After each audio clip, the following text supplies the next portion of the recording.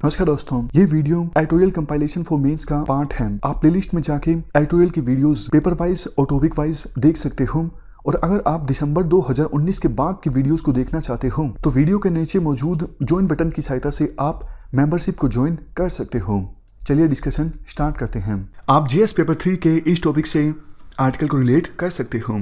ये आर्टिकल लिखा गया है अदिति सूरी के द्वारा। पहले आप मुझे मतलब बता दीजिए गिग इकोनॉमी का। गिग इकोनॉमी से आप क्या समझते हो? देखो, ये एक ऐसी इकोनॉमी है जिसमें शॉर्ट टर्म या फिर कहें टेम्परेरी जॉब्स ज़्यादा अवेलेबल होती हैं as comparison to permanent jobs. For example Zomato, Swiggy, Uber, Ola, ये जो कंपनीज हैं इनमें जो लोग काम करते हैं उनकी जॉब देखो परमानेंट नहीं है, वर्किंग आवर्स फिक्स नहीं है। जैसे स्विगी या फिर जोमेटो का जो डिलीवरी बॉय है वो अपनी मर्जी के हिसाब से अपना जो एप्लीकेशन है वो स्विच ऑफ कर सकता है और उसके बाद उस पर्सन को ऑर्डर मिलने बंद हो जाएंगे। और यही सिस्टम एप्लीकेबल है ओला और उबर एप्लीकेशंस में। ड्राइवर जब तक चाहे काम कर सकता है, उसके बाद अपनी एप्लीकेशन को स्विच ऑफ कर सकता है, उसके बाद राइड आना बंद हो जाएगी ओला और उबर के ड्राइवर के पास। तो ये एक एग्जाम्पल है गिग इकोनॉमी का। देखो, दिक्कत ये है गिग इकोनॉमी की कि जो लोग काम करते हैं ओला, उबर, जोमेटो जैसी एप्लीकेशंस के लिए, उनको काफ़ी सारे दूसरे सोशल बेनिफिट्स नहीं मिल पाते जो परमानेंट जॉब के एम्प्लॉयज़ को मिलते हैं।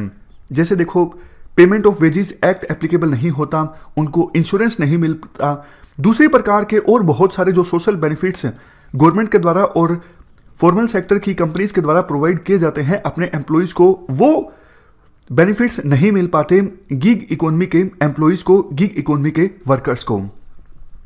तो हाल ही में क्या हुआ, कर्नाटक के लेबर मिनिस्टर हैं एस सुरेश, उन्होंने 21 अक्टूबर को अनाउंस किया कि हम गाइडलाइंस जारी करेंगे ताकि जो डिजिटल प्लेटफॉर्म्स हैं उबर, ओला, जोमेटो, स्विगी और अर्बन क्लैप, ये लेबर बेनिफिट्स प्रोवाइड करें अपने वर्कर्स को। तो आर्टिकल में कहा जाता है, देखो वैसे तो ये एक अच्छी बात है, गिग इकोनॉमी के वर्कर्स को वो सारे सोशल बेनिफिट्स मिलेंगे जो फॉर्मल सेक्टर के वर्कर्स को मिलते हैं, लेकिन इसमें काफ़ी सारे चैलेंजेस भी हैं। पहले तो देखो, ये डिसाइड करना होगा ओला, उबर जैसी कंपनीज के लिए जो लोग काम करते हैं वो उन कंपनीज के एम्प्लॉयज़ हैं भी या फिर नहीं हैं, या फिर फ्रीलांसर हैं। देखो, ओला, उबर जैसी कंपनीज ये कहती हैं हम सिर्फ कैब एग्रीगेटर हैं और जो ड्राइवर हमारे लिए काम करते हैं वो हमारे एम्प्लॉयज़ नहीं हैं, वो फ्रीलांसर हैं, उनको हम सिर्फ प्लेटफॉर्म प्रोवाइड करते हैं और कुछ कमीशन हम उनसे लेते हैं उनको राइड प्रोवाइड करने के लिए। तो हम सिर्फ, आप कह सकते हो, इंटरमीडिएटर का काम करते हैं, कैब एग्रीगेटर का काम करते हैं, तो ड्राइवर हमारे एम्प्लॉयज़ नहीं हैं। निश्चित तौर पर ओला, उबर जैसी कंपनी इसलिए बोलते हैं कि वो हमारे ड्राइवर नहीं है, अगर वो मान लेंगे हमारे एम्प्लॉयज़ हैं तो काफ़ी सारे जो सोशल बेनिफिट्स हैं वो प्रोवाइड करने पड़ेंगे ड्राइवर्स को, इसलिए ड्राइवर्स को अपना एम्प्लॉय नहीं मानती हैं ओला, उबर जैसी कंपनीज। अभी देखो, इससे संबंधित केस कोर्ट में है, तो कोर्ट का फैसला आएगा, जुडिशरी डिसाइड करेगी कि जो ड्राइवर्स काम करते हैं ओला, उबर के लिए, या फिर जो डिलीवरी बॉय काम करते हैं जोमेटो, उबर, स्विगी के लिए, वो इन कंपनीज के एम्प्लॉय हैं या फिर फ्रीलांसर हैं। लेकिन देखो, यहाँ पर एक बात तो माननी पड़ेगी, मैन्युफैक्चरिंग सेक्टर में इनफ जॉब्स आज के समय में क्रिएट नहीं हो रही हैं। तो ये जो कंपनीज हैं इन्होंने अर्बन एरियाज में बहुत से लोगों को रोजगार प्रोवाइड करने का काम किया है और सरकार भी इस चीज़ को रिकॉग्नाइज करती है। इवन आज के समय में माइग्रेशन भी काफ़ी तेज़ी से हो रहा है रूरल एरिया से अर्बन एरियाज में, और गवर्नमेंट, जैसा हमने डिस्कस किया, इनफ जॉब्स नहीं प्रोड्यूस कर पा रही है। तो गवर्नमेंट परिचित है कि ओला, उबर, जोमेटो, स्विगी, इन कंपनीज का जो पोटेंशियल है या फिर इस जैसी और कंपनीज का जो पोटेंशियल है वो काफ़ी ज़्यादा है जॉब्स जनरेट करने में। इसी को देखते हुए इस प्रकार के काफ़ी डिजिटल प्लेटफॉर्म्स के साथ विभिन्न राज्यों की सरकारों ने और सेंट्रल मिनिस्ट्रीज ने MOU साइन किए हैं ताकि ज़्यादा से ज़्यादा वर्क को क्रिएट किया जा सके, एंटरप्रेन्योरल अपॉर्चुनिटीज़ को जनरेट किया जा सके, स्किल को डेवलप किया जा सके। जैसे देखो, कुछ एग्जांपल्स भी दिए हुए हैं। उबर ने पार्टनरशिप की थी आयुष्मान भारत के साथ ताकि जो ड्राइवर्स या फिर डिलीवरी पार्टनर्स हैं उनको फ्री हेल्थ केयर दिया जा सके।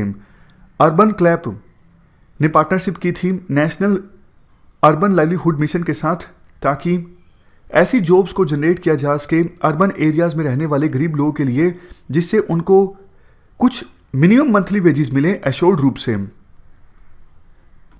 देखो, इनफॉर्मल सेक्टर में वर्कर्स को पहचानना काफ़ी मुश्किल होता है, लेकिन ये जो प्लेटफॉर्म्स हैं ये मौका देती हैं कि वर्कर्स को आइडेंटिफाई किया जा सके और जो बेनिफिट्स सरकार इनफॉर्मल सेक्टर के वर्कर्स को देना चाहती है, जैसे कोई स्कीम सरकार चलाना चाहती है पेंशन संबंधित या फिर कुछ और फ़ायदा पहुंचाना चाहती है, तो वो फ़ायदे पहुंचाए जा सकते हैं इन प्लेटफॉर्म्स की सहायता से, क्योंकि इन प्लेटफॉर्म्स की सहायता से इनफॉर्मल वर्कर्स को आइडेंटिफाई करना ईजी हो जाता है।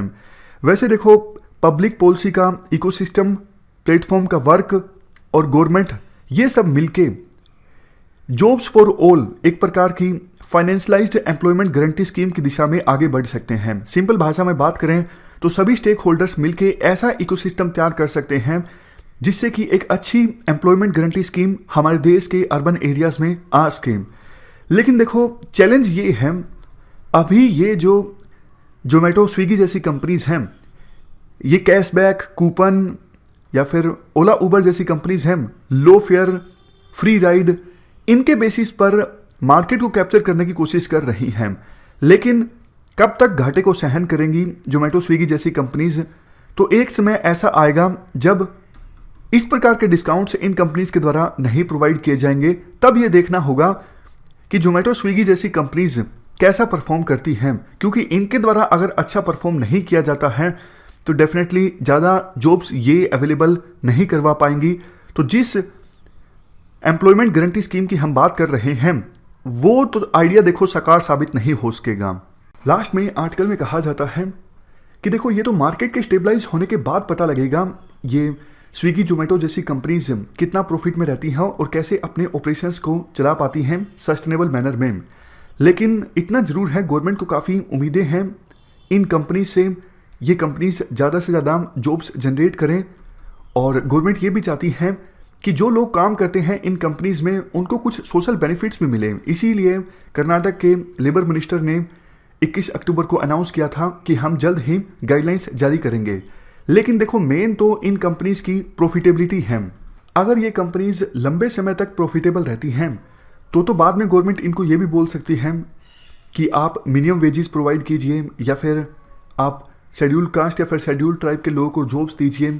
लेकिन फिलहाल की सिचुएशन में इन कंपनीज के लिए गवर्नमेंट की इस प्रकार के डायरेक्टिव्स को मानना मुश्किल होगा। तो ये हमने आर्टिकल डिस्कस किया गिग इकोनॉमी से संबंधित। इस डिस्कशन में फिलहाल इतना ही है। Thank you very much for discussion.